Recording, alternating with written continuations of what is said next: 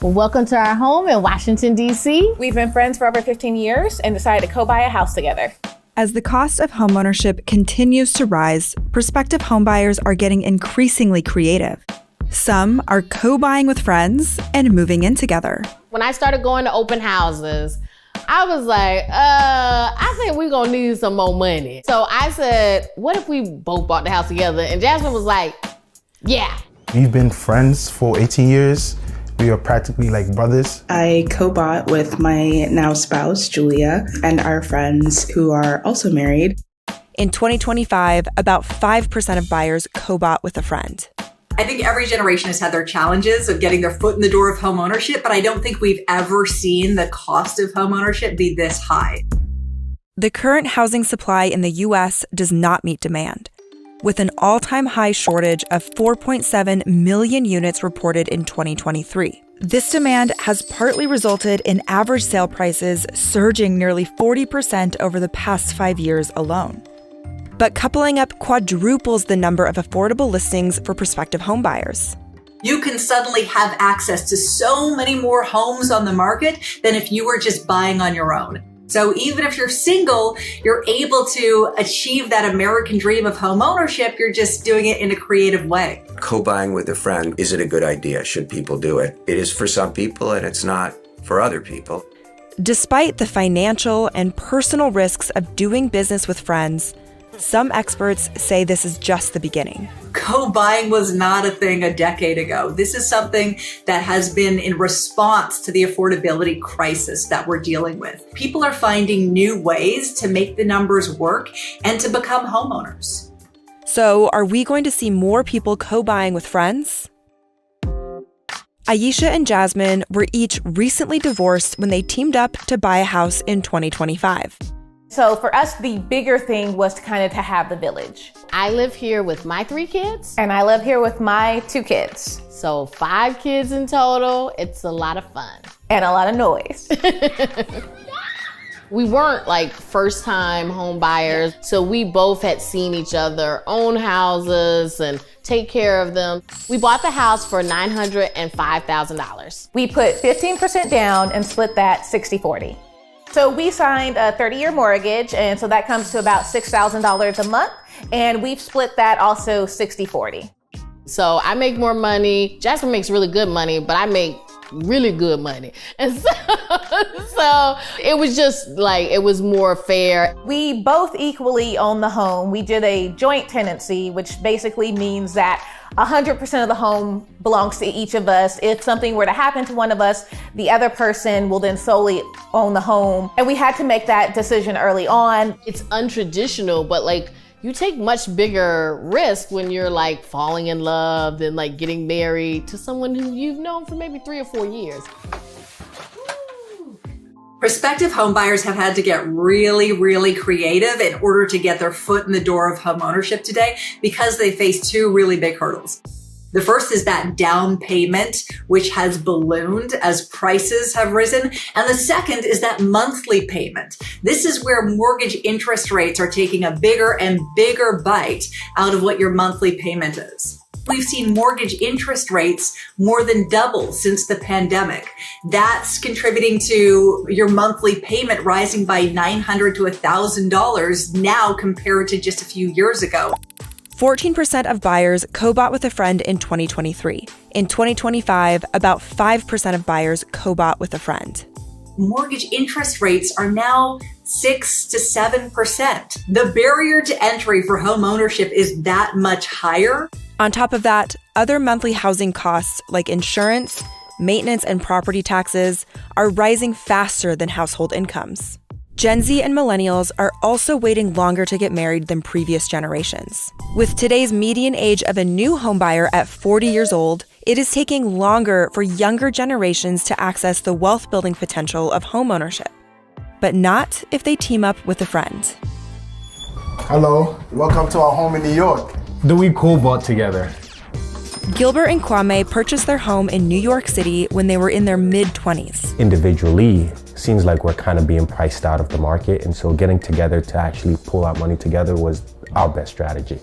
We co-bought our home for $730,000 in 2023. So this house has 3 different units. Kwame and I live in one of the units. The other 2 units, we give it out for rent. So our monthly mortgage is a little bit north of $5,300. Subsidizing that with our rental income, the remainder, Kwame and I just split it right down the middle. They also took advantage of a Federal Housing Administration loan as first-time homebuyers, allowing them to pay a minimum 3.5% of the down payment. From the very start, we knew that this purchase would yield the most return after we both move out. And so if life happens, say for example, Kwame gets married, I get married, and for one reason or the other, we have to move out, I guess that's when the real investment starts. So it's not technically the end of the world. This is just a part of the process. One thing about me and Gilbert is like we kind of do everything together. We go to church together, we play golf together.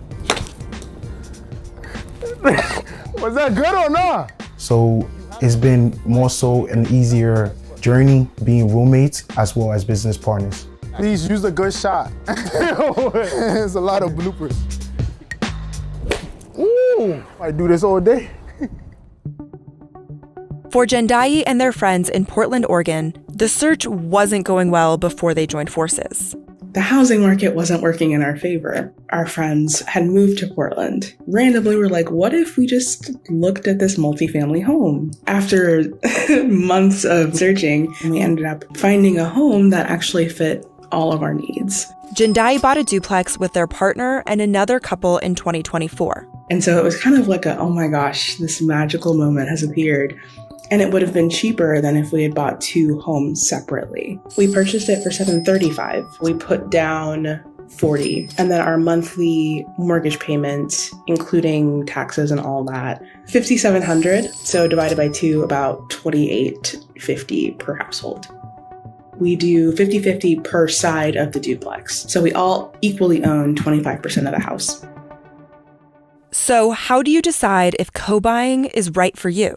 I just think that people have to do some self-examination and decide, what is my lifestyle? When am I happy? When am I unhappy? And based on that, decide whether this type of arrangement suits them. With co-buying, there can be many more unknowns to navigate as the years go by. I think it's really important that you put everything in writing before you enter into a co-buying agreement. I often tell people that they should think of the agreement as a form of insurance. Why do you buy, let's say, fire insurance?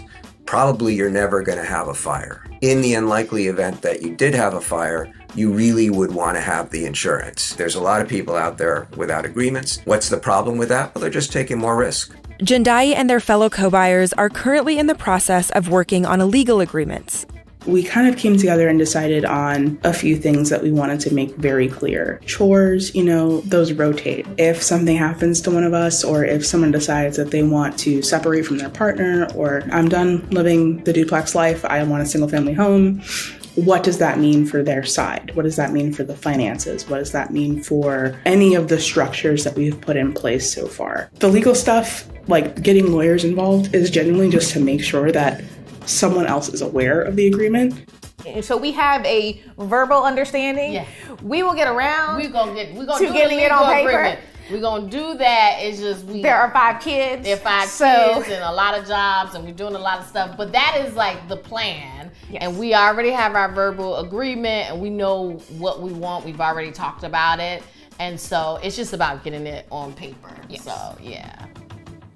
But we do think you should do that. We think that is a great thing. You should definitely do that. Everyone should get legal agreements. Get it legal and notarized. It's important. Yes.